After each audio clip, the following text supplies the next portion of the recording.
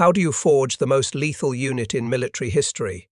You handpick elite soldiers from the American and Canadian armies, blend them with rugged lumberjacks and mountain hunters, hand them a specialized dagger, and send them into the jaws of death. This was the first Special Service Force, FSF, famously known as the Devil's Brigade. They were a collection of outcasts and experts who cared little for salutes, but excelled at the silent kill. This is the story of how a unit that started as a battlefield joke evolved into a special operations legend. On the 15th of August, 1943, Kiska Island in the Aleutians became the staging ground for the force's baptism by fire, cloaked in a perpetual shroud of sea mist, with visibility often dropping below 5 meters. The island was believed to be the last Japanese stronghold in North America. Allied intelligence reported 5,000 defenders entrenched in subterranean bunkers. To pull this thorn, the Allies launched Operation Cottage, a massive force of 35,000 troops. The newly formed Devil's Brigade was given the impossible task: scale the sheer basalt cliffs on the island's northern coast under the cover of darkness to seize the high ground. The men, lumberjacks and hunters turned commandos, scaled the vertical cliffs using only climbing ropes and their knives, with nothing but the sound of seabirds and their own heavy breathing for company. However, the island's environment was more treacherous than any enemy. The tundra and mud drained their stamina, while the fog distorted sound and vision so severely that soldiers had to grip their comrades' rucksacks just to stay in formation. By dawn, a reconnaissance team at Sniper Ridge spotted flickering shadows. When no password was returned, shots rang out, triggering a frantic chain reaction. Communication failed, and in the war of the air, Allied units mistakenly engaged one another. For 2 days, the mountain echoed with the roar of Johnson light machine guns and mortars as men fired blindly at anything that moved. When the smoke finally cleared on the 17th of August, the Allied vanguard reached the Japanese camps only to find a haunting silence. The Japanese had evacuated 5,200 men under the cover of fog 3 weeks prior, leaving behind only booby traps and a mocking sign that read, "Plague Ward." The FSSF's only prisoners were a few abandoned stray dogs. While the operation was a logistical farce, it was a tactical revelation. The brigade had seized the unclimbable heights with precision, while others were bogged down. They didn't dwell on the embarrassment, they turned it into a lesson. They refined their night identification passwords and silent hand signals, hard-won wisdom that would soon be paid for in blood on a different continent. By December 1943, the brigade was in the heart of Italy, facing the Bernhardt Line. Their target was Mount La Difensa, a 3,000-foot limestone monolith that acted as a stone coffin for the Liri Valley. For weeks, regular infantry had been slaughtered in frontal assaults against German mortar and machine gun nests. The mountain's north face was a 1,000-foot vertical drop, so steep the German commanders left it undefended, labelling it impassable. On the night of the 2nd of December, the Devil's Brigade saw their opening. Carrying 80-pound packs, the men began the ascent in a freezing rain that turned the rock into a sheet of ice. They moved like lizards, fingers bleeding as they gripped tiny crevices in total darkness. If a man fell, he did so without a sound to avoid alerting the guards above. By 4:30, 600 commandos had crested the peak. They caught the Germans in their sleeping bags, ending the fight with grenades and daggers in a whirlwind of violence.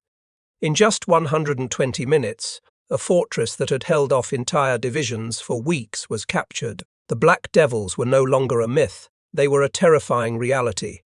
The legend grew even darker during the 99-day stalemate at the Anzio beachhead in February 1944, tasked with holding a 13-kilometre stretch of the Pontine marshes, a line typically requiring a full division. The brigade's 2,000 survivors turned the battlefield into a psychological laboratory. Every night, they smeared their faces with black boot polish, becoming invisible in the mist, armed only with their V-42 stiletto daggers and an iron will. They slipped behind German lines to harvest sentries in total silence. Their psychological warfare was surgical. After clearing a bunker or a command post, they would leave a signature, a red arrowhead sticker placed on the foreheads of the dead or on maps, bearing the German words Das Dickiff, Ende kommt, noch. The worst is yet to come. German soldiers began to refuse night watch. A captured diary from a German officer referred to them as Die Schwarzen Teufel, the Black Devils. The name stuck. The brigade had achieved a 3-to-1 prisoner ratio, dominating the marshes through pure terror. By June 1944, the gates to Rome were kicked open. General Mark Clark ordered the FSSF to the vanguard. Obsessed with being the first to liberate the Eternal City, the brigade ignored orders to rest, commandeering German trucks and motorcycles to race ahead. In the early hours of the 4th of June, they engaged the German 4th Parachute Division in brutal street fighting.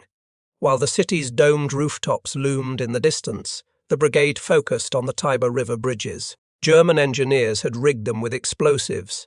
The FSSF's first company moved like ghosts through the morning mist, cutting fuses under heavy fire. They saved 7 vital bridges, preserving the city's heart. The irony of the liberation was palpable. As the main Allied force rolled into the cheers of crowds and the popping of champagne corks, the Black Devils, covered in soot and gore, simply packed their rucksacks and slipped away. While General Clark basked in the flashbulbs of the press, the brigade was already speeding north toward the mountains, reloading for the next kill. Their professional code was simple. They broke the locks but left the keys for the spectators. The unit's efficiency reached its zenith in August 1944 during Operation Dragoon in southern France. Their mission: neutralize the Titan batteries on the Hires Islands, massive 1964 mm guns capable of sinking the Allied fleet from miles away. This was not a slow infiltration, but a surgical decapitation. By 1 o'clock, they hit the cliffs. By 3 o'clock, they were inside the concrete fortresses. They cut communication lines first, then systematically paralyzed the massive guns by placing plastic explosives on the rotating gears and breech blocks. The German gunners, waiting for a naval battle that never came, were cut down from behind. The threat to the invasion was erased before the first landing craft hit the beach. However, the cost of being too useful was a staggering rate of attrition. By the time they reached the Maritime Alps in December 1944, the brigade had suffered a 1934% casualty rate. Every fighting slot in the unit had, on average, been vacated and refilled at least once. The original lumberjacks and hunters from Montana and Canada were mostly gone. On a frozen plateau, with the wind howling through their red arrowhead flags, the unit was deactivated. There was no parade, only a final salute between brothers before they were absorbed back into regular divisions. Though the unit was gone, the Devil's Brigade left an indelible mark on the military DNA of two nations. Their specialized training in night operations, mountain warfare, and precision demolition became the foundation for the U.S. Army Green Berets and the Canadian Special Operations Forces. To this day, the 5th of December is commemorated by special forces in both countries as a day of legacy. They started as a group of misfits sent to die in the Aleutian fog, but they ended the war as the silent architects of modern special warfare. Ask yourself, how does the legend of the Black Devils inspire modern special operations?